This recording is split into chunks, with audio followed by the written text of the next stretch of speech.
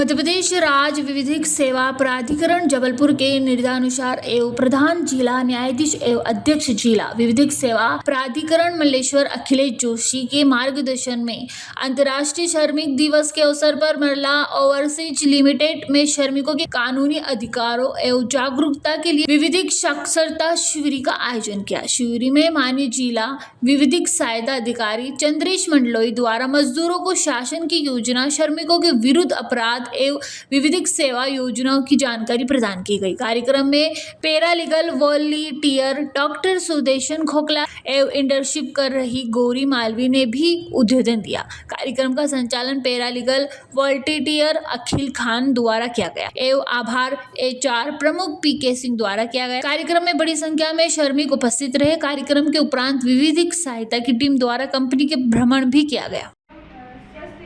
सुरक्षित कार्यस्थल इससे हमें यह बताती है कि हमें स्वास्थ्य पर भी ध्यान देना चाहिए, साथ ही साथ श्रमिकों के लिए बेहतर कार्यस्थल की भी पहचान।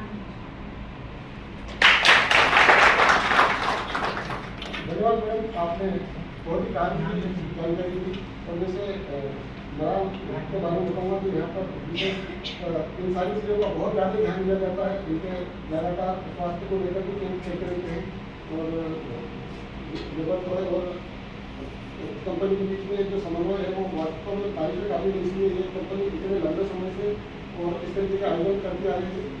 उसके बाद हमने एक शिक्षा की बात अगर करें तो मेरे पास हमारे संगठन के रोकने तो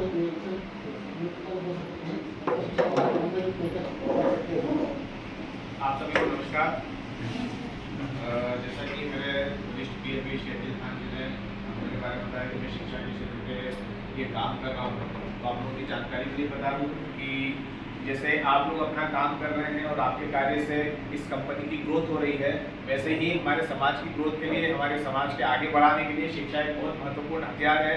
और बिना शिक्षा के कोई देश, कोई कंपनी या कोई भी वर्ग वो प्रोग्रेस नहीं कर सकता है, प्रगति नहीं कर सकता है। तो चूँकि एक बड़ी विडंबना है कि अभी भी एक बहुत बड़ा वर्ग हमारे यहाँ पर शिक्षा से वंचित है। उसके पीछे बहुत सारे कारण हो सकते हैं। मुख्य कारण कहीं ना कहीं आर्थिक स्थिति, गरीबी जरूर है, परंतु इस क्षेत्र में काम करने के लिए मैंने एक अपने आप से प्रतिबद्धता की थी कि क्षेत्र में अगर मैं आऊँगा तो काम करूँगा। और कहीं ना कहीं मुझे अपने वरिष्ठ अधिकारियों से, कहीं ना कहीं मुझे अपने साथियों से इसकी प्रेरणा भी मिली और इस चीज़ का संबल भी मिला कि इस क्षेत्र में मैं लगातार कार्य करता रहूँ। और उस कार्य से जो मुझे प्रेरणा मिली उससे मुझे एक विश्वास जगा कि मैं कार्य कर सकता हूँ। आपकी जानकारी के लिए बता दूं कि इंदौर एकेडमी के नाम से मैंने एक संस्थान चालू करा था कसरावल में। पिछले 5 साल से मैं लगातार कार्य कर रहा हूँ क्षेत्र में। और कक्षा 10वीं हिंदी माध्यम के बच्चों को पूरे वर्ष भर के लिए निःशुल्क शिक्षा उपलब्ध करवाता हूँ। उसके पीछे मुख्य कारण ये है कि कक्षा 10वीं के बाद में जो विषय चुनना होता है, वही विषय का जो छात्र वो पूरे जीवन भर उसी विषय का छात्र कहलाता है। अगर मैं बात करूं कि कक्षा 11वीं में वो जो विषय चुनेगा, वो चाहे गणित हो, चाहे विज्ञान हो, तो पूरे जीवन भर उसी विषय का वो छात्र कहलाएगा।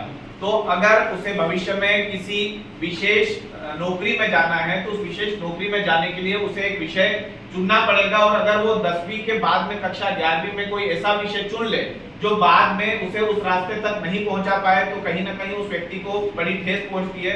तो इसी चीज के गाइडेंस के लिए कि आगे आपको भविष्य में क्या करना है, इसलिए कक्षा 10वीं में हम लोग निःशुल्क शिक्षा बच्चों को उपलब्ध करवाते हैं। इसके अलावा मैंने कभी भी संस्थान के अंदर में आर्थिक स्थिति के आधार पर किसी छात्रों को बाहर नहीं होने दिया, चाहे वो बच्चा किसी भी वर्ग का हो, किसी भी आर्थिक स्थिति का हो। हमने सिर्फ ये कोशिश करी है कि अगर बच्चा पढ़ने में अच्छा है तो उसको किसी भी स्थिति में संस्थान से बाहर ना होने दिया जाए, पढ़ाई से वंचित ना होने दिया जाए। ये एक कार्य हम लोग अपने संस्थान की ओर से कर रहे हैं। जी सर, बहुत बहुत धन्यवाद। खरगोन से अबरार पठान की रिपोर्ट। जयराम जी, किशन काका, राम राम भाई, राम राम। क्या दोनों भाई बैठ के क्या हिसाब लगा रहे हो? ऊटी लहसुन के भाव आ गए क्या? अरे नहीं रे दादा, ये अपना रमेश नया मकान बनाने के लिए लोन ले रहा है। हिसाब किया तो पता चला कि लोन का पैसा तो ईंट और रेती में ही पूरा हो जाएगा। और अभी तो सीमेंट लानी है, सलिया लाना है और तो ठेकेदार को भी पैसे देने हैं। मेरे तो कुछ समझ में ही नहीं आ रहा कि कैसे बनेगा मेरा नया मकान। अरे किशन काका, कहाँ इन रेत, सीमेंट और लाल ईंटों के चक्कर में पड़ रहे हो? मेरी बात मानो तो अपने घर को बाबजी AAC ब्लॉक से बनवाओ।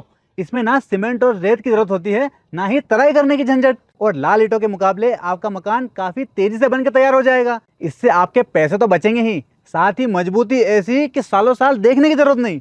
और इससे आप अपना मकान ही नहीं, कुएं और खेत की बाउंड्री वॉल भी बनवा सकते हो, जिससे रोजड़ों की समस्या भी खत्म हो जाएगी। वाह भाई, ये तो कमाल की चीज है। फिर तो मैं अपना घर बाबजी ब्लॉक से ही बनवाऊंगा। और मैं अपने खेत की बाउंड्री वाल। ज्यादा जानकारी के लिए स्क्रीन पर दिए गए नंबर पर अभी कॉल करें। बाप जी AAC ब्लॉक्स, स्टील से मजबूती।